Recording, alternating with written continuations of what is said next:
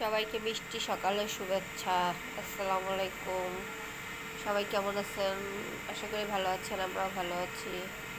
তো আমি আজকে আপনাদের দেখাবো কিভাবে ভুনা খিচুড়ি রান্না করে।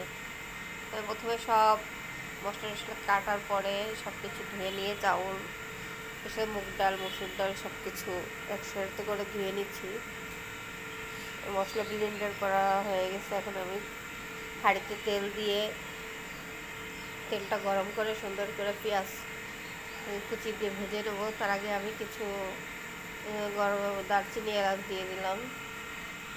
দারচিনি এলাচ আসলে যে বিশেষ করে মাংস বা খিচুড়ি ঘ্রাণ বা স্বাদটা বেশ ভালো করে।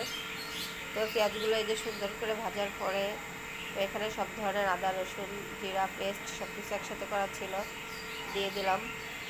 দিয়ে সুন্দর করে কষায় নিয়ে এর ভিতরে হালকা পানি দিয়ে দেবো যাতে মশলাটা সুন্দর করে ঘন হয়। তার ভিতরে আমি আবার লবণ, হলুদ, মরিচের গুঁড়া, কিছু কাঁচামরিচ সবই দিয়ে দিয়েছিলাম। সব কিছু দিয়ে সুন্দর করে কষাই নেওয়ার পরে এই জিরার গুঁড়ো, কাঁচামরিচ সব কিছু দিয়ে দিলাম, একটু পানিও দিয়ে দিলাম। দিয়ে যে মশলাটা সুন্দর করে কষাচ্ছি আমি, ততক্ষণই কষাবো যতক্ষণ না তেল উঠে যায়। এই যে মশলাটা আমার সুন্দর তেল উঠে গেছে, দেখতে পারতেছেন। তো মশলা কষানো হয়ে গেলে এর ভিতরে আমি আমার আগে থেকে ধুয়ে রাখা সুন্দর করে চাল ডালের মিশ্রণটা ঢেলে দেবো। দিয়ে এবার সেটা সুন্দর করে কষাবো। পোলাও চাল একটু কষায় নিলে ভাতটা আর একদম আটা আটা হবে না, একদম ঝরঝরে ভাত হবে। সেই জন্য আমি সুন্দর করে চালটারে মশলার সাথে মেশাই নিচ্ছি বা ভেজে নিচ্ছি। আমার ভাজা প্রায় শেষ।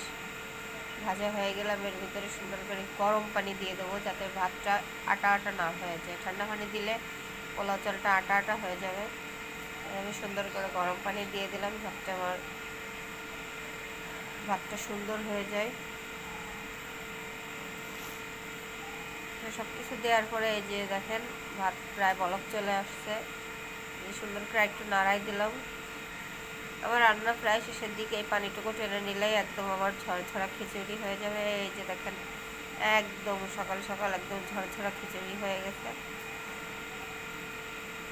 তো মজার একটা খিচুড়ি, খেতে তো অসাধারণ। আমি ভুনা খিচুড়ি সাধারণত এমন করে রান্না করি। তো কে কীভাবে রান্না করেন অবশ্যই কমেন্টস করে জানাবেন।